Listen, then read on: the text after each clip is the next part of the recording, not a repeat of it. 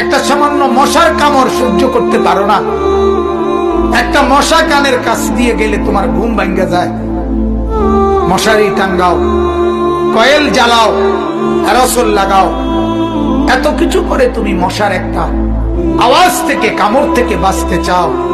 হায় আল্লাহর বান্দা, তো বছরের পর বছর, শত শত বছর কবরের মধ্যে এই পোকামাকড়ের ঘরে কেমনে থাকবো?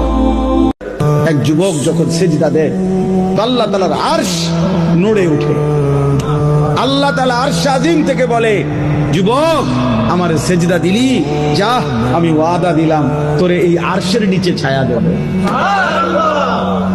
পিছনে চুল বাবরি রাখা অথবা চারদিকে চুল সমান রাখা, আল্লাহর কসম এটাই সুন্নাত, এটাই সৌন্দর্য।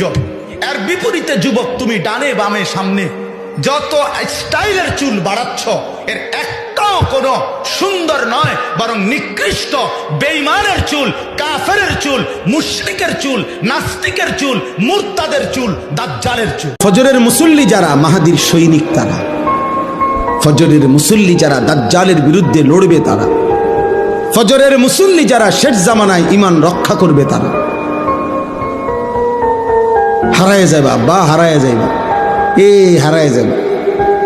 আল্লাহকে না পেয়ে কেউ যদি গোটা পৃথিবীও পায়, কসম খোদার সে কিছুই পায়।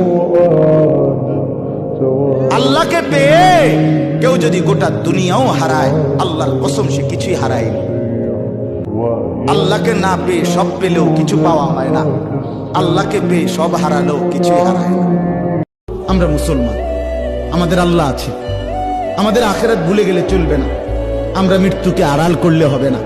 আমার বাপ স্বীকার করলেও মরতে হবে, স্বীকার না করলেও মরতে হবে। হবে কিনা বলেন? চোখ বন্ধ রাখলেও মরতে হবে, চোখ খোলা রাখলেও মরতে হবে। সুখের সাগরে যে ভাসে তারও মৃত্যু হবে, দুঃখের সাগরে যে ভাসে তারও মৃত্যু হবে। তোমার বাবার চোখ বন্ধ হলে না বুঝবা দুনিয়া কাকে বলে। তোমার বাবার উপার্জন শেষ হয়ে গেলে না বুঝবা দুনিয়া কাকে বলে। তোমার কাঁধে যখন উপার্জনের দায়িত্ব আসবে তখন না বুঝবা দুনিয়া কাকে বলে, রোজগার কত কষ্ট। একটা বারো কলিজার মধ্যে কথা আসে নাই যে হায় এমন নীরব নিস্তব্ধ লাশ তো আমিও হয়ে যাব একদিন।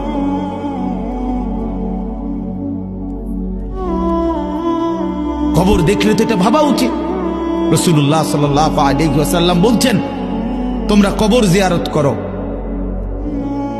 তোমাদের কবর জিয়ারত করলে তিনটা জিনিস উপকার হবে, তিনটা ফায়দা হবে। তুজাহিদু ফিদ দুনিয়া, দুনিয়ার প্রতি বিরাগ হবে, দুনিয়ার বিমুখতা আসবে, আখিরাতের ফিকির আসবে।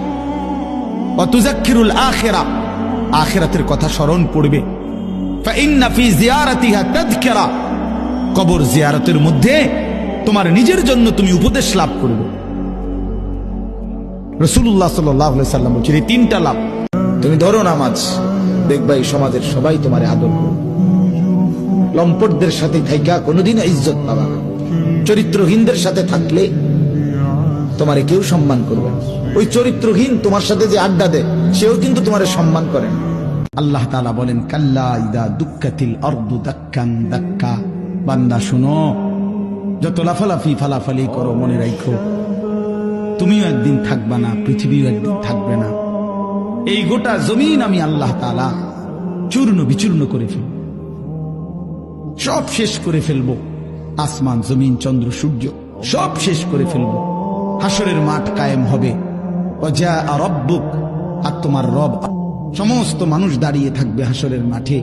তোমার রব আল্লাহ হাসরের মাঠে আগমন করবেন। ওয়াল মালাকু সাফফান সাফফা, কোটি কোটি ফেরেশতা হাসরের ময়দানে সারিবদ্ধভাবে দাঁড়াবে।